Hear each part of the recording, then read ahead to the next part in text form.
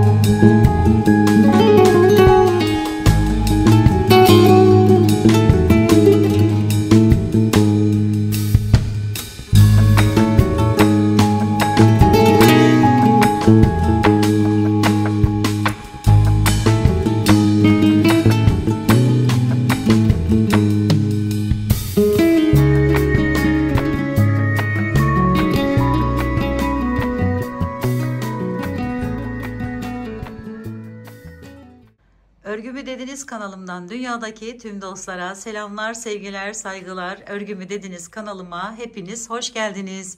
Evet arkadaşlarım, yine aynı modeli mi anlatacak diye düşünen arkadaşlarım olmuştur. Bir önceki videomu gören arkadaşlarım eminim o şekilde düşündünüz.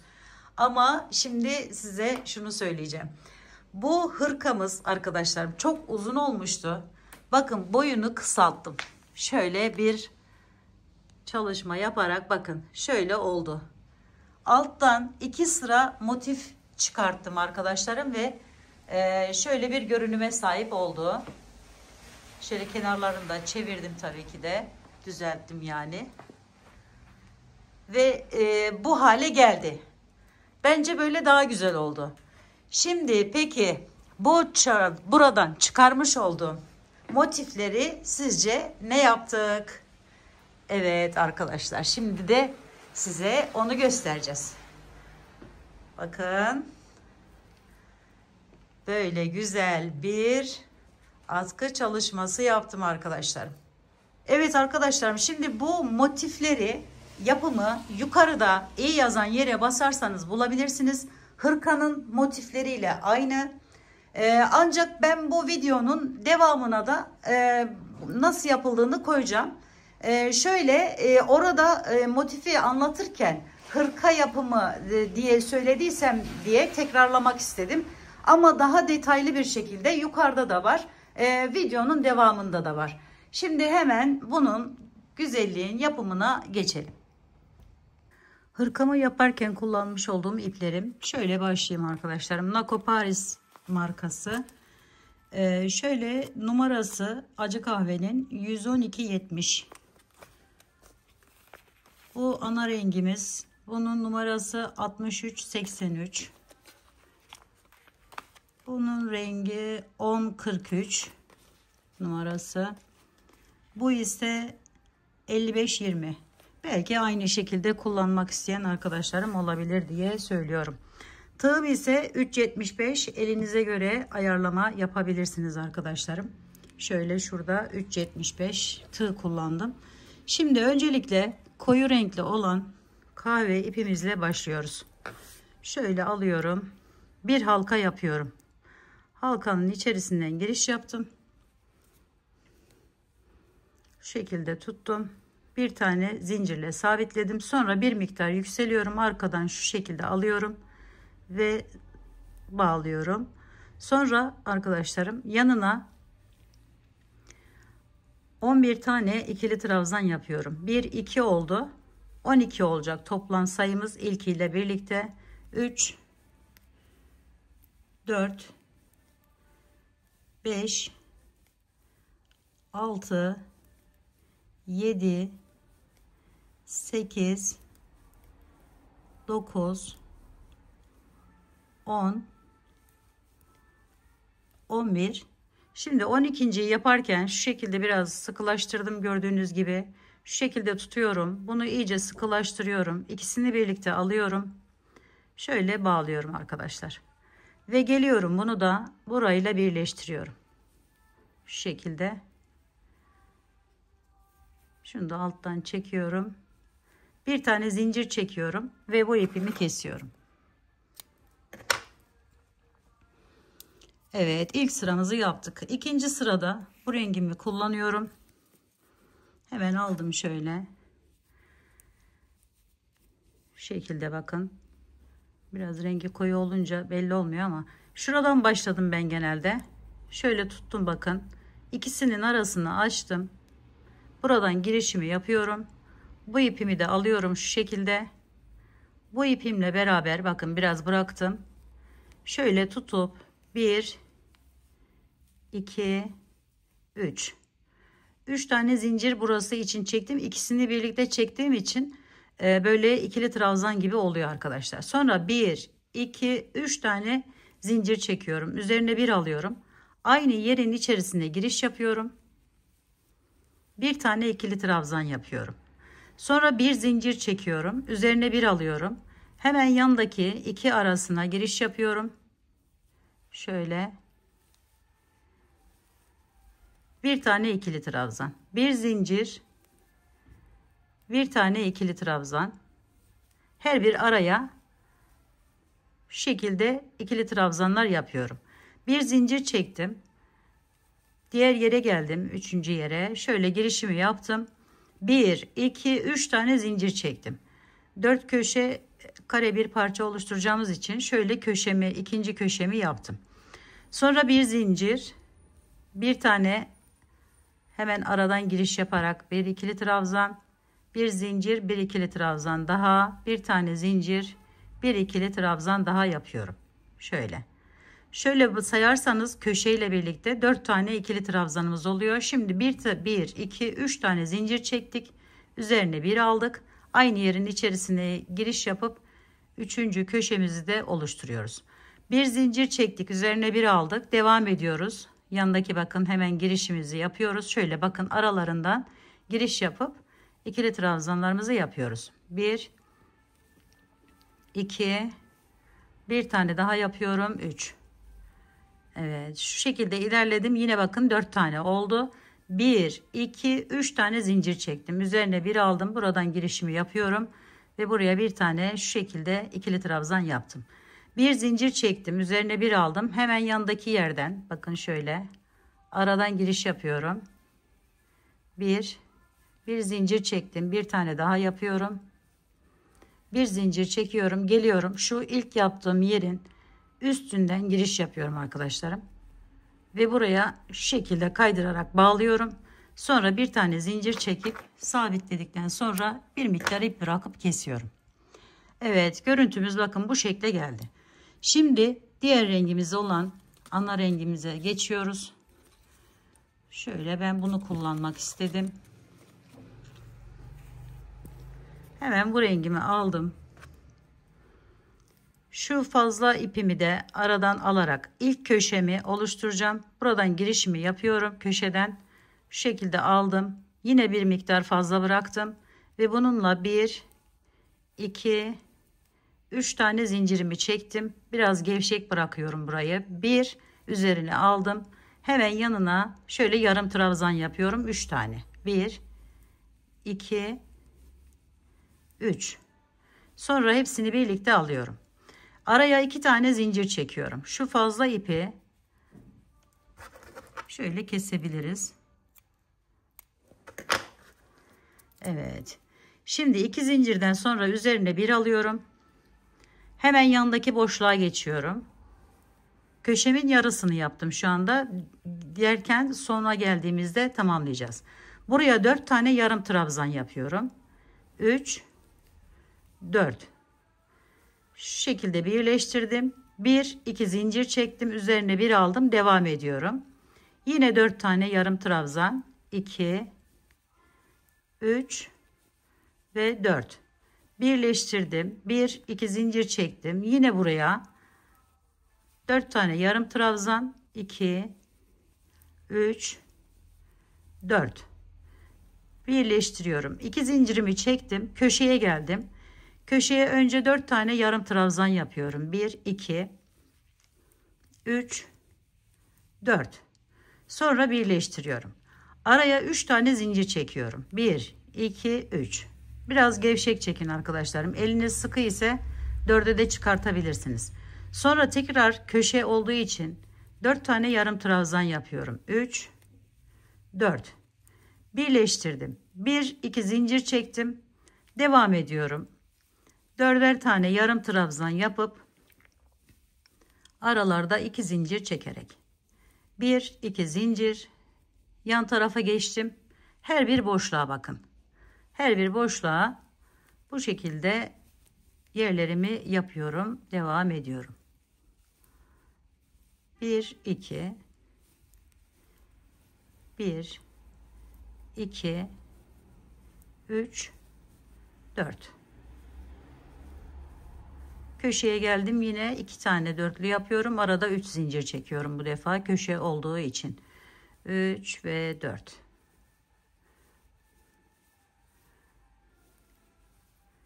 Bu sırayı da bu şekilde tamamlıyoruz.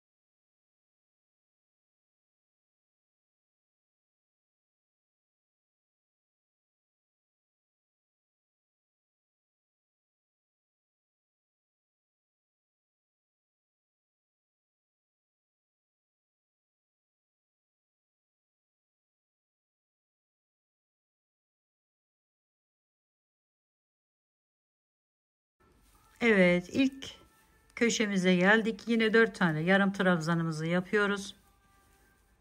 Sonra birleştirdim. 1, 2, 3 tane zincirimi çektim. Geliyorum arkadaşlarım. Bakın şu tepe noktasından şu şekilde girişimi yapıyorum. Kaydırarak bağlıyorum. Ve bu sırayı da bu şekilde tamamlamış oluyoruz. Bu 3. sıramız olmuş oluyor. Şimdi bu ipimizi kesmiyoruz. Hemen diğer renk ipimi alıyorum. Bunu kullanmıştım. Şöyle aldım. Yine biraz bırakarak şuradan girişimi yapıyorum bu şekilde. Bunu sıkılaştırıyorum. Ve bakın şu boşluğun, yani köşemin hemen içerisinden giriş yapıyorum şu şekilde. Ve buradan alıp şöyle yükseliyorum.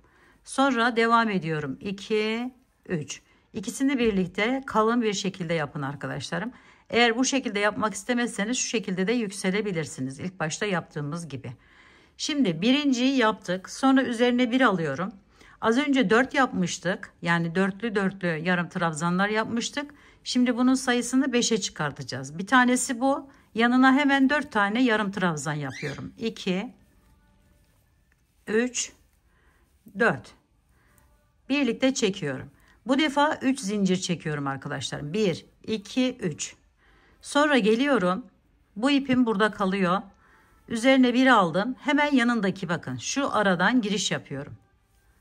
Şöyle 5 tane yarım trabzan yapıyorum. 2, 3, 4, 5. Sonra birleştiriyorum. 1, 2, 3 tane zincir çekiyorum. Üzerine 1 aldım. Devam ediyorum. Her bir araya birer tane, yani böyle yaprak gibi yer yapıyoruz. 3 oldu. 4, 5. Birleştirdim. 1, 2, 3 zincir çektim. Üzerine 1 aldım. Yine 5 tane yarım trabzan.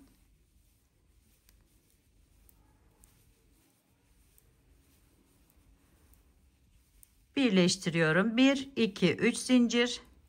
Sonra hemen köşemin yanındaki yere de yapıyorum. Aynı şekilde 2 3 4 5 birleştiriyorum. 1 2 3 zincir çektim, köşeye geçtim. Köşede yine 5 tane yarım trabzan. 1 2 3 4 5 birleştiriyorum. 1 2 3 4 zincir çekiyorum. Bu defa üzerine bir alıp aynı yere bir 5 tane daha yarım trabzan yapıp birleştiriyorum. 2 3 4 5 birleştirdik. 1 2 3 zincir çektik, yana geçiyoruz. 1 2 3 4 5 birleştiriyoruz. 1 2 3 zincir ve bu şekilde bu sırayı tamamlıyoruz arkadaşlarım.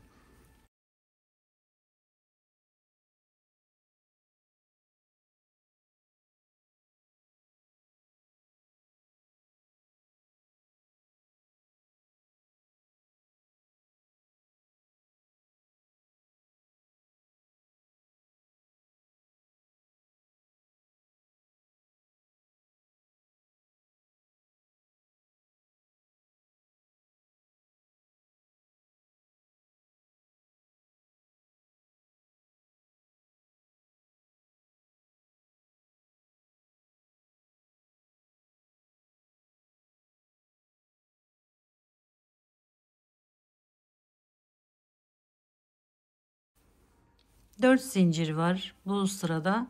Artık bundan sonra hep bu şekilde devam edecek. 5 tane yarım trabzan olacak. Arada 3 zincir olacak. Sadece köşelerde 4 zincire çıkartıyoruz sayıyı.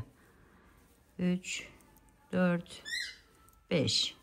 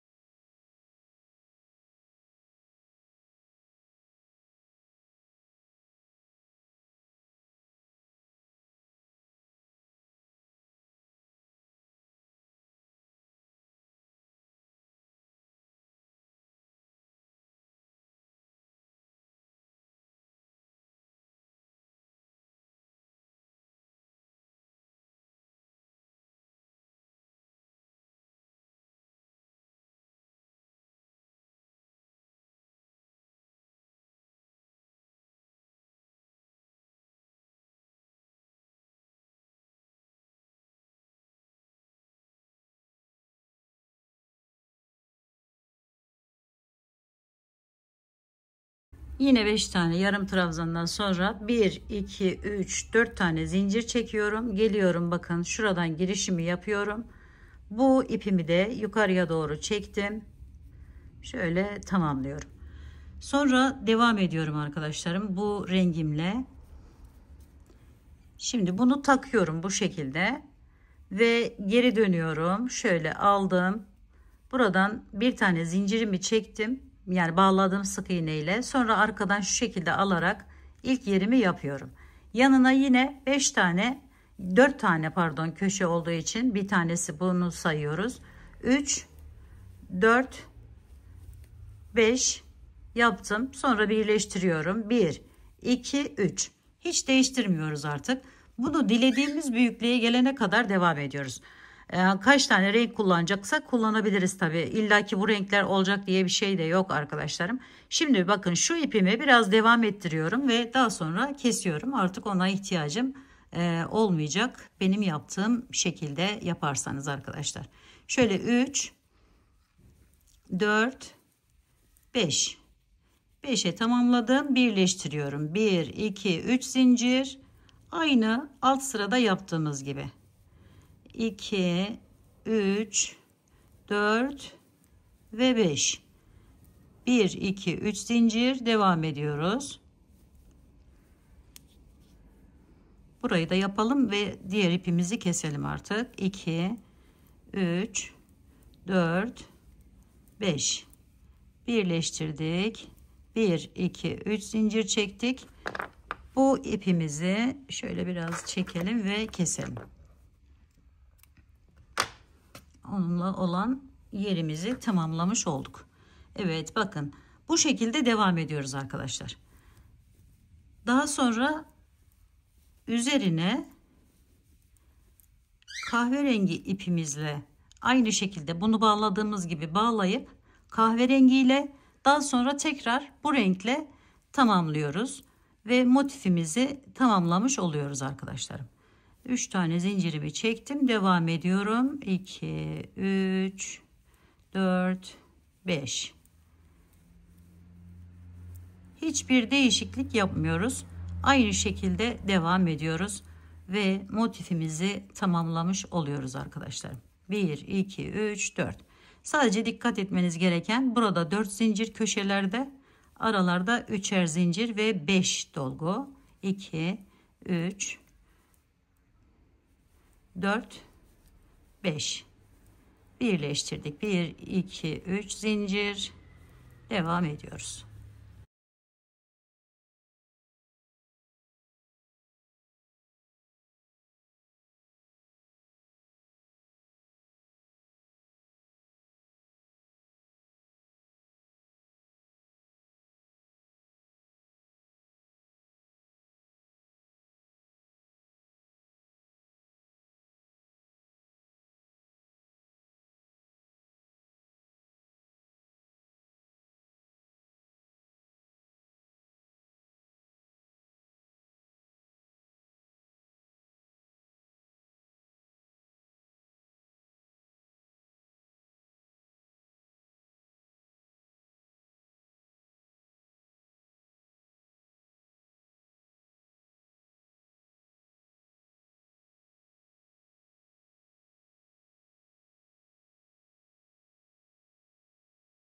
Burayı bilmeyen arkadaşlarım için, yeni başlayan arkadaşlarım için bir daha göstermek istedim. 4 tane zincirimi çektim.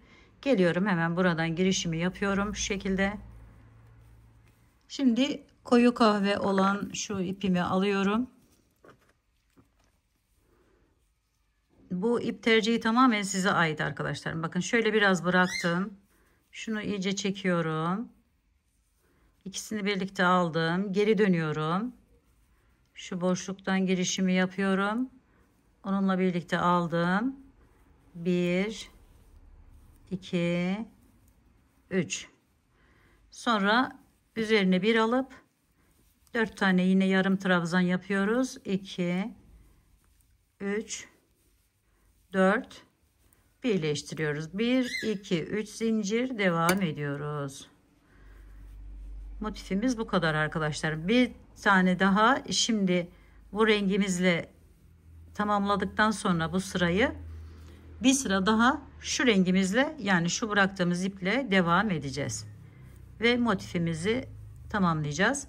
Dediğim gibi daha büyük ya da daha küçük de yapabilirsiniz tabi. Renklerde tabi geçişlerini de farklı şekillerde de yapabilirsiniz. Motifimizin ana temeli bu şekilde yapılıyor arkadaşlar. 4, 5. Evet. 1, 2, 3. Bu şekilde devam ediyoruz. Dediğim gibi bir sonraki sırada da tekrar bununla bitireceğiz. Evet arkadaşlarım, bakın bu sırayı da bu şekilde tamamladım. Evet arkadaşlarım, bu fazla kalan motifleri birleştirerek şöyle güzel bir atkı çalışması yapacağız. Şimdi aynı şekilde orada gösterdiğim gibi bu motifi tamamlıyorum. Daha sonra ise şöyle bu rengimle, ortada kullandığım renk ile bir sıra şeklinde hepsini çevirdim. Yine aynı şekilde devam ediyoruz. Yani 5 tane dolgulu yapraklar yapıyoruz küçük. Daha sonra şimdi birleştirmesini göstereceğim size. Şöyle bakın, köşeye geldim. 2 zincirimi çektim. Alıyorum hemen ekleyeceğim yeri. Onun da köşesinden şu şekilde aldım. Şöyle giriş yapıp kaydırarak bağlıyorum. 1-2 zincir çektim. Üzerine bir aldım. Hemen köşeme yine 5 tane yarım trabzan yapıyorum. 2, 3, 4, 5 ve birleştiriyorum. 1-2 zincir çektim. Sonra buradan giriş yaparak tekrar birleştiriyorum. 1-2 zincir çektim. Bir yana geçiyorum. 1, 2, 3, 4, 5 ve birleştirdim. 1-2 zincir çektim. Yukarıdaki yere, yani diğer parçaya geçip aradan giriş yaparak birleştiriyorum. 2 zincir çektim. Geliyorum bakın şu araya. Sıradan hepsini bu defa bu şekilde birleştirme yaparak devam ediyoruz.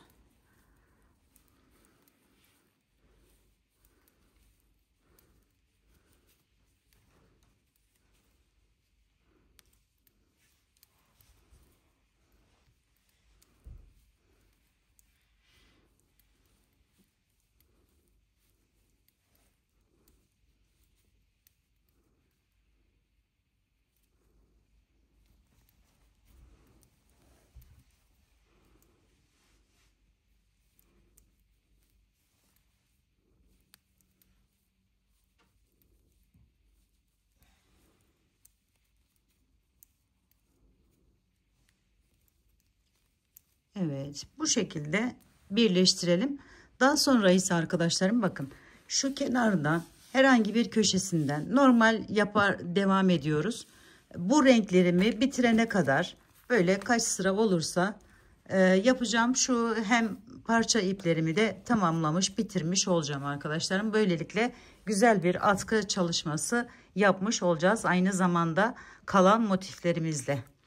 Evet, şimdi bunu da yapalım ve etrafını normal bir şekilde beşli beşli bu aralara yerler yaparak atkımızın enini biraz genişletmiş olalım. Aynı zamanda boyu da genişleyecek tabi. Bu da hırkamızın bu kenar kısmına yaptığım işlemi aynısını buraya da yapmış olacağım böylelikle. Orada 2 zincir çekmiştim. Burada normal 3 zincir şeklinde devam ediyoruz arkadaşlar. Evet, şimdi bu şekilde devam edelim. Evet arkadaşlarım, şimdi bakın şu ipim bir sıra yaptım. Koyu kahveden bir sıra yaptım. Bundan 2 sıra yapmış gibi oldu. Daha sonra en son bu renk ipimle de bir sırayı bitirme sırası olarak devam ettim. Şu şekilde bir görüntü olmasını istedim ve şöyle arkadaşlarım, onu da hemen sizlere göstermek istiyorum nasıl yapıldığını. Şöyle ben şu şekilde başlıyoruz. Bakın aralardan İlk baştan şu köşesinden başlıyoruz. 1, 2, 3, 4. İpi buradan yeni taktığımı farz edin. Üzerine 2 doluyorum. Yanına 3 tane üçlü trabzan yapıyorum. 2 ve 3. Evet. Bakın şöyle. Şimdi bunu yaptıktan sonra geliyorum. Bakın hemen boşluk. Giriş yapıyorum boşluğa. Ve burada bir tane sık iğne ile tutunuyorum. Sonra yine 1, 2, 3, 4 tane zincir çekiyorum. Üzerine 2 doladım. Ve yine 3 tane üçlü trabzan yapıyorum. 2 ve 3. Geliyorum, bunu da burası ile birleştiriyorum arkadaşlar. 1, 2, 3, 4 zincir çektim. Üzerine 1 aldım. Devam ediyorum. 1, 2, 3. Böylelikle bu motifleri de değerlendirmiş oluyoruz. Aynı zamanda kalan ipleri de tamamladım arkadaşlarım. Bitirdim gördüğünüz gibi. Bu ipimle bittiği için bakın bu kenarı yapmadım. Uzun zaten. Uzun da olduğu için gerek duymadım ona. Şöyle hemen zincirlerimizi çekip üçlü trabzanlarımızı yapıp bir diğer boşluktan giriş yaparak sık iğne ile tamamlıyoruz ve bunu bütün etrafına şöyle göstereyim. Bakın uyguluyorum. Uyguladım yani. Ve bu görüntü ortaya çıktı arkadaşlar. Evet, böylelikle bu atkımızı da tamamlamış olduk. Çok güzel oldu. Birazdan sizlere kızımın üzerinde göstereceğim. Daha detaylı bir şekilde arkadaşlar. Evet arkadaşlarım, kenarlarını da bakın böyle tamamladım. Az önce gösterdiğim gibi. Ve böyle güzel bir atkı haline, hatta şal haline geldi diyebilirim arkadaşlar. Evet, umarım sizler de sevmiş ve beğenmişsinizdir. Yapacak olan arkadaşlarıma şimdiden kolaylıklar diliyorum. Örgümü dediğiniz kanalıma abone olmayı, beğenmeyi, yorum yapmayı, paylaşımda bulunmayı unutmazsanız çok mutlu olurum. Bir dahaki en farklı, en değişik örgü model, teknik ve tasarımlarında görüşmek üzere. Hoşça kalın, sağlıkla kalın, Allah'a emanet olun.